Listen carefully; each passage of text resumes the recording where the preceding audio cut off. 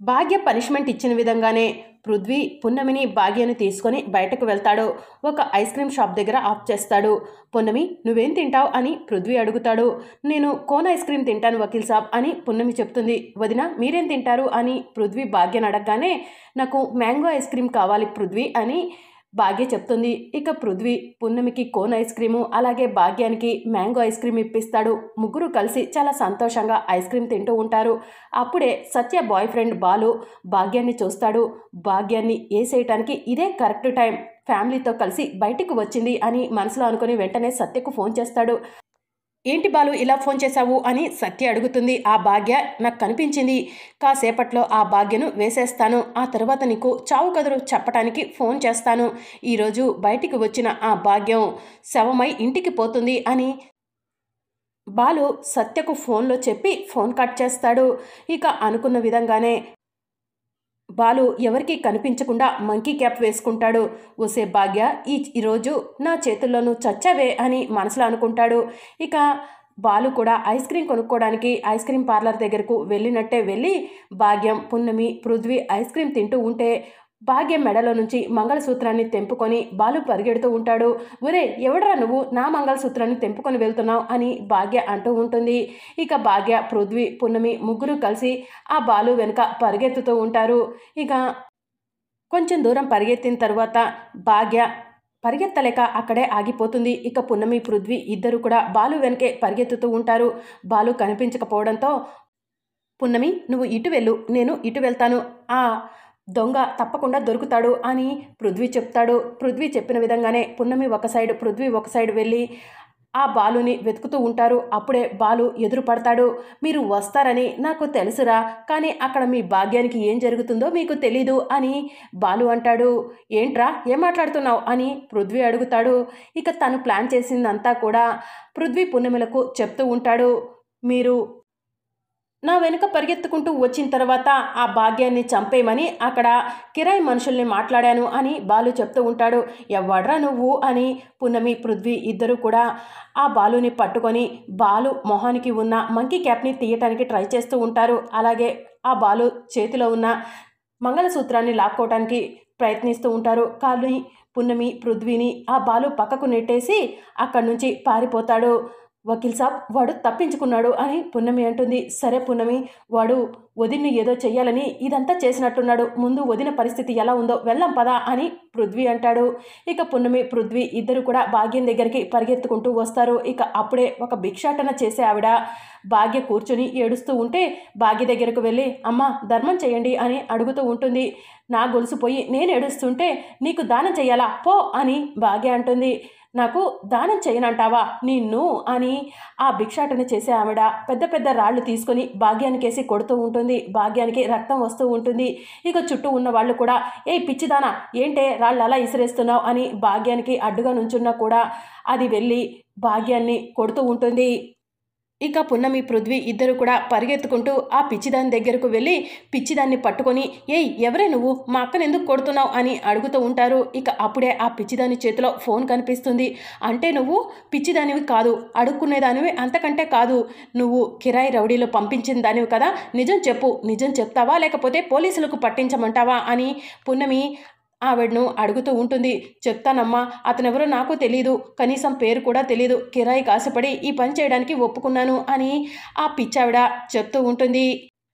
ఇదంతా కూడా బాలు దూరం నుంచి చూస్తూ ఉంటాడు. ఈ పిచ్చిది దొరికిపోయినట్టుంది, ఇక్కడే ఉంటే నేను కూడా పట్టుబడతాను, ఇక్కడి నుంచి పారిపోవాలి అని బాలు అక్కడి నుంచి వెళ్ళిపోతాడు. ఇక అప్పటి వరకు ఆ భిక్షాటన చేసే ఆవిడ మాట్లాడిన మాటలన్నీ కూడా పృథ్వీ వీడియో తీస్తూ ఉంటాడు. నువ్వు ఏం చేస్తావో నాకు తెలీదు, ఏదో ఒక ట్రాప్ చేసి వాడు నీ దగ్గరకు వచ్చేలా చెయ్యి, నేను వాడిని పట్టుకుంటాను, లేకపోతే ఇప్పటి వరకు నువ్వు చెప్పిన మాటలన్నీ కూడా నేను ఫోన్లో రికార్డ్ చేశాను, వీడియో కూడా తీశాను, దీన్ని పోలీసులకు అప్పచెప్తాను, నువ్వు చెప్పకూడు తినాల్సి వస్తుంది అని పున్నమి చెప్తూ ఉంటే, సరే మేడం, సరే మేడం అని ఆవిడ చెప్తూ ఉంటుంది. ఇదిగో ఇదే నా నెంబర్, వాడిని ట్రాప్ చేసి నాకు ఫోన్ చేయి అని పున్నమి భాగ్యాన్ని తీసుకొని హాస్పిటల్కు వెళ్తారు. ఇక భాగ్యానికి ట్రీట్మెంట్ చేయించుకొని హాస్పిటల్ నుంచి ఇంటికి తీసుకొని వస్తారు. భాగ్యాన్ని చూసి పరిగెత్తుకుంటూ సావిత్రి వస్తుంది. అమ్మ భాగ్యం ఏమైందమ్మా అని అడుగుతూ ఉంటుంది. భాగ్య ఏం మాట్లాడకపోవడంతో ఒసే భాగ్యం ఏమైందే ఆ దెబ్బలేంటే అని భానుమతమ్మ అడుగుతూ ఉంటుంది. ఒరే ప్రకాష్ ఇలా రారా అని సావిత్రి పిలుస్తూ ఉంటే ప్రకాష్ పరిగెత్తుకుంటూ భాగ్యం దగ్గరికి వస్తాడు. భాగ్యం ఒంటి నిండా గాయాలు చూసి భాగ్యం ఏమైంది ఈ గాయాలేంటి అని అడుగుతూ ఉంటాడు. మీరేం కంగారు పడకండి అని భాగ్యం చెప్తుంది. ఏం జరిగింది అడుగుతుంటే సమాధానం చెప్పరేంటి? ఒరే పృథ్వీ నువ్వైనా చెప్పు, అమ్మ పున్నమి నువ్వైనా చెప్పు అని సావిత్రి అంటుంది.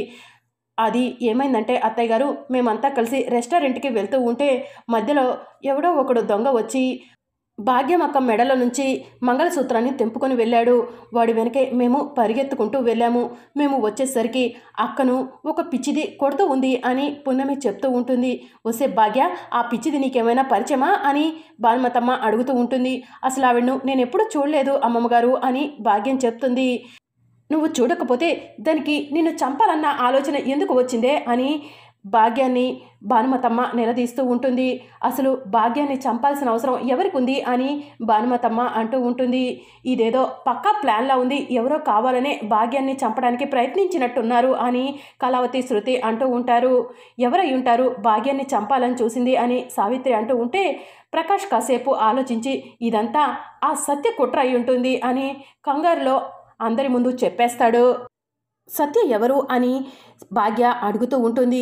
అనవసరంగా సత్య గురించి కంగారులో చెప్పేశానే అని ప్రకాష్ టెన్షన్ పడుతూ ఉంటాడు. ఇక పక్కనే ఉన్న పున్నమి కూడా బావగారు తొందరపడి సత్య గురించి చెప్పారు, ఇప్పుడు అందరికీ ఎలా మేనేజ్ చేయాలి అని మనసులో అనుకుంటూ ఉంటుంది. ఏంట్రా ప్రకాష్ ఆలోచిస్తున్నావు, అసలు సత్య ఎవరు అని సావిత్రి భానుమతమ్మ నిలదీస్తూ ఉంటారు. ఇంకా అర్థం కాలేదా అమ్మమ్మ? నేను అనుమానించిందే నిజం. బావకి చిన్నిల్లు ఉండుంటుంది. ఆ రెండో పెళ్ళం మొదటి పెళ్ళాన్ని చంపేసి అడ్డు తొలగించుకోవాలనుకుందేమో, అందుకే భాగ్యమక్కని చంపటానికి ప్లాన్ చేశారేమో అని శృతి అంటుంది. ఇక ఆ మాటలకు భాగ్యానికి కోపం వచ్చి నోర్మోయ్ నోటికొచ్చినట్టు మాట్లాడకు అని అంటూ ఉంటుంది. ఇప్పుడు శృతి అన్న దాంట్లో తప్పేముంది అని కళావతి అంటుంది. నా భర్త శ్రీరామచంద్రుడు, ఆయనకు నేను తప్ప మరో లోకం లేదు, అలాంటి ఆయన్ని అనటం తప్పు అని భాగ్య అంటుంది. శృతి అన్న దాంట్లో మాకైతే తప్పేం కనిపించట్లేదు, కానీ నీ శ్రీరామచంద్రుడినే ఒట్టేసి నిజం చెప్పమను అని కళావతి అంటుంది. ఒక్కసారి కాదు 100 సార్లు ఒట్టేసి నిజం చెప్తారు అని భాగ్య అంటుంది. ప్రకాష్ టెన్షన్ పడుతూ ఉంటాడు. ఏమండి వాళ్ళ నోర్లకి మూతలు పడేలా చెవులు చిల్లులు పడేలా నా మీద ఒట్టేసి మీకు నేనొక్కదాన్నే భార్యనని నిజం చెప్పండి అని భాగ్య ప్రకాష్ చేతిని తన తలపై పెట్టుకొని ఒట్టు వేయమంటుంది. అయ్యో బావగారేంటి ఇలా దొరికిపోయారు, ఇప్పుడు బావగారు నిజం చెప్తే ఏం జరుగుతుంది అని పున్నమి ఆలోచిస్తూ ఉంటుంది. ఇక భాగ్య ఏమండి నిజం చెప్పండి అండి, ప్లీజ్ అండి నిజం చెప్పండి అని అంటూ ఉంటుంది. నిజం చెప్పండి నిజం చెప్పండి అంటుంది కదా నీ పెళ్ళాము, నిజమంట చెప్పు ప్రకాష్, అసలు మేము అన్నదే నిజమా, నీకు రెండో పెళ్ళం ఉందా అని శృతి కళావతి అంటూ ఉంటారు. ఏంటండి వాళ్ళు మాట్లాడుతుంటే మీరు మాట్లాడరేంటండి అని భాగ్య అంటుంది. భాగ్య అది అని ప్రకాష్ అంటూ ఉంటే నా గుండెలు పగిలిపోకముందే నిజం చెప్పండి అని భాగ్య అంటుంది. ఇక ఆ మాటలకు వాళ్ళు చెప్పింది అని ప్రకాష్ తడబడుతూ ఉంటే ఏంటి బావగారు నిజం చెప్పకుండా ఎందుకు టెన్షన్ పడుతున్నారు అని పున్నమి అంటుంది. ఆ నిజమేంటో నీకు తెలుసా పున్నమి అని భాగ్య అంటుంది. తెలుసక్క, ముందు నీ తల మీద నుంచి ఒట్టు తీసేయి అని పున్నమి చెప్తుంది. ఏంటో ఆ నిజం చెప్పు అని భాగ్య అడుగుతూ ఉంటుంది. బావగారు కాలేజీలో చదివేటప్పుడు సత్య అనే అమ్మాయి బావగారి వెంట పడిందంట, పెళ్లి చేసుకోమని బ్రతిమలాడిందంట. మా ఇంట్లో వాళ్ళు చెప్పిన సంబంధమే చేసుకుంటాను అని బావగారు చెప్పారంట. ఆ అమ్మాయి బహుశా ఆ కోపంతో నీ పైన అటాక్ చేసిందేమోనని బావగారి అనుమానం అని పున్నమి చెప్తుంది. ఏమండి అదే నిజమా అని భాగ్య అడుగుతుంది. అదే నిజం అని ప్రకాష్ తడబడుతూ ఉంటాడు. ఎప్పటికైనా అర్థమైందా, నువ్వు పృథ్వీ వెనక నిన్ను పెళ్లి చేసుకో అని తోక ఊపుతూ ఎలా వెంట పడుతున్నావో అలాగే నా భర్త వెనక కూడా కాలేజ్ డేస్లో ఆ సత్య అనే అమ్మాయి వెంట పడిందంట అని భాగ్యం చెప్తూ ఉంటుంది. సరేలే ఈ విషయాన్ని ఇక్కడితో వదిలేయండి, ఎవరి దిష్టో మీ దంపతుల మీద పడింది, మంగళసూత్రం తెగటం అశుభం, రండి పూజా మందిరం దగ్గరకు వెళ్దాం అని సావిత్రి భాగ్యాన్ని ప్రకాష్ని తీసుకొని అక్కడి నుంచి వెళ్ళిపోతుంది. ఇక మరోవైపు శృతి కళావతి అనుమానంగా చూస్తూ ఉంటారు. మరి అప్కమింగ్ ఎపిసోడ్లో ఏం జరగబోతుందో తెలుసుకోవాలనుకుంటున్నారా? అయితే ఛానల్ను సబ్స్క్రైబ్ చేసుకొని సపోర్ట్ చేయడం మర్చిపోకండి. Thank you for watching.